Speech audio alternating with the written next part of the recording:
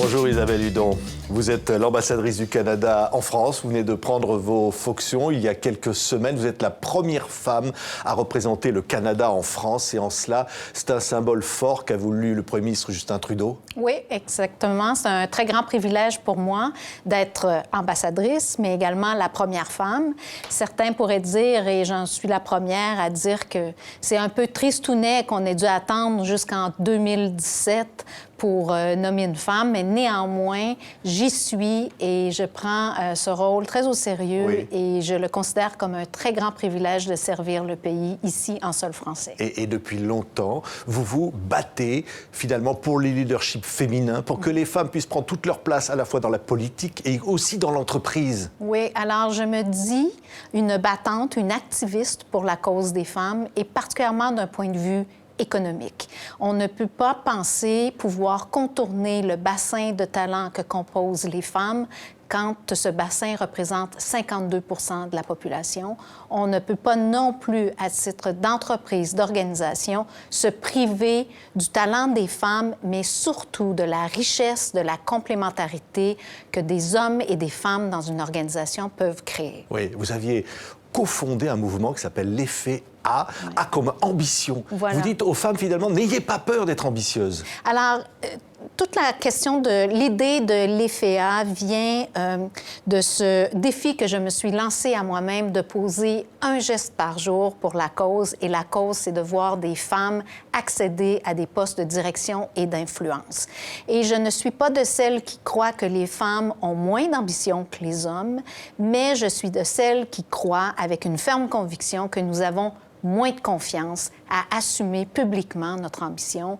Et je veux que les femmes s'assument totalement, à risque de déplaire à certains. Mais moi, ce que je dis aux femmes, c'est croyez-moi, l'impossible est possible. Oui, et l'impossible n'est pas canadien. Non, vous avez voilà. repris le slogan français à plusieurs reprises. Ouais. Cette égalité homme-femme est une presque obsession, on pourrait dire, de Justin Trudeau. En tous les cas, une priorité dans son 3e budget qui va être présenté dans quelques heures. Ça veut dire quoi, concrètement? On va mettre des moyens nouveaux? Bien, on met des moyens nouveaux pour des programmes destinés aux femmes, mais également on prend en compte la question de la parité dans toutes les décisions budgétaires. Trop souvent, les crédits liés aux ministères les plus importants sont entre les mains des hommes et trop souvent, nous avons des biais inconscients qui font en sorte qu'on prend des décisions comme les années précédentes et qui font en sorte que on ne fait que continuer à déployer des efforts de la même façon en ne considérant pas la question, pas juste des femmes, mais de la parité hommes-femmes. Je pense que c'est... Moi, je dis toujours qu'une équipe est riche en expertise et en genre. Et c'est la fusion de la pensée, de l'analyse des hommes et des femmes qui offre aux entreprises de générer beaucoup plus de valeur quand on a le choc des idées. Oui, mais concrètement, vous allez demander la parité dans tous les consulats, les représentations consulaires du Canada en France. Il y en a 5. Il y en a 5, voilà. Et le premier ministre nous a bien dicté sa volonté de voir une plus grande parité au sein de la diplomatie canadienne. Donc, déjà, dans les chefs de mission, donc ambassadeurs, ambassadrices, nous sommes à 43 % de représentation féminine, ce qui est excellent et on a gagné de la route très rapidement. On se situe là où la Suède se situe et je nomme la Suède parce que c'est toujours nommé comme un pays modèle pour la parité homme-femme, et donc de nommer des consuls dans une démarche de parité. Alors, on a affiché les postes et nous sommes présentement en mode entrevue et je serai très fière qu'en sol français, on ait cette parité. Oui, et vous allez être la coprésidente du Conseil consultatif pour l'égalité des sexes au G7 aux côtés de Melinda Gates, la femme de Bill Gates, et vous allez donc représenter le Canada pour porter ce discours au G7 présidé par le Canada? Alors, j'ai le goût de faire un commentaire sur la façon que vous avez présenté Melinda Gates. Moi, je pense surtout que Bill Gates est le mari de Melinda versus Melinda, la femme de Bill Gates. Mais c'est un clin d'œil que je vous fais.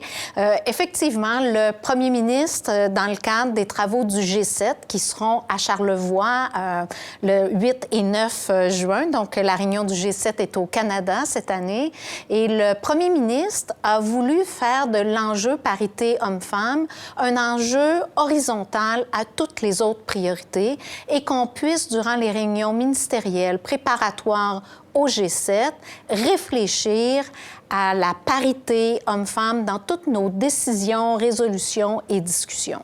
Alors, le comité sera chargé d'épauler les ministres et les rencontres ministérielles pour s'assurer qu'on va dans la bonne direction sur ce dossier. Oui. Vous aviez les responsabilités importantes au plan économique avant d'être ambassadrice. Ouais. Ce profil, finalement, économique va peut-être vous aider à défendre le CETA. Vous allez demain au Salon de l'agriculture expliquer aux agriculteurs français qu'il ne faut pas s'inquiéter, finalement, de ce traité de libre-échange entre l'Europe et le Canada, qui est inquiétant. Vous allez leur dire, non, le bœuf aux hormones ne va pas envahir la France, venu du Canada.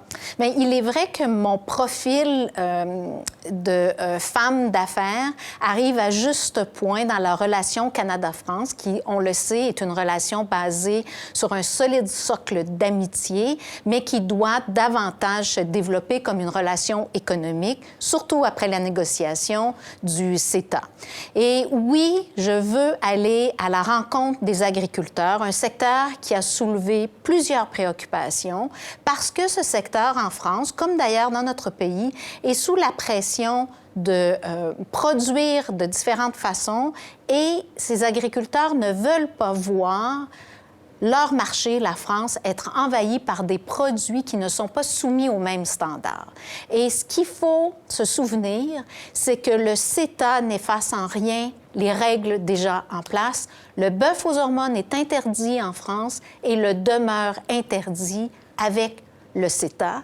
Et nous ne produisons pas, à l'heure actuelle, au Canada, beaucoup de bœuf aux hormones. Juste pour vous donner deux chiffres, nous avons sur un total de 70 000 éleveurs au Canada, donc fermes, 36 qui produisent le bœuf sans hormones.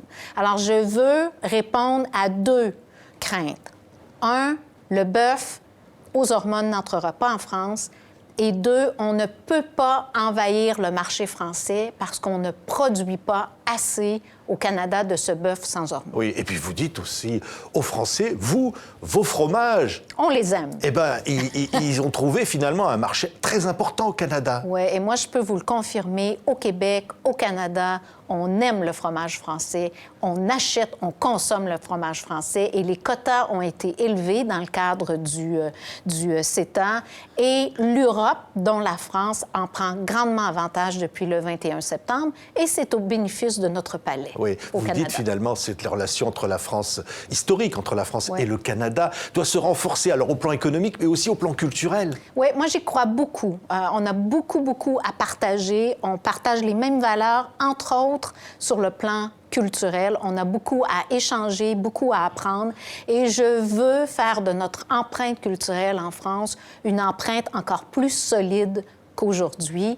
J'y crois. Je crois énormément à la culture. Vous parleriez à mes anciens collègues ou enfin mes collègues au Canada et j'ai toujours dit que pour qu'une économie, qu'une ville, qu'un État soit solide, fort et surtout accueillant, la culture est un facteur déterminant. Merci beaucoup, Madame l'ambassadrice. Isabelle Hudon, ambassadrice du Canada en France, était aujourd'hui notre invitée. Merci.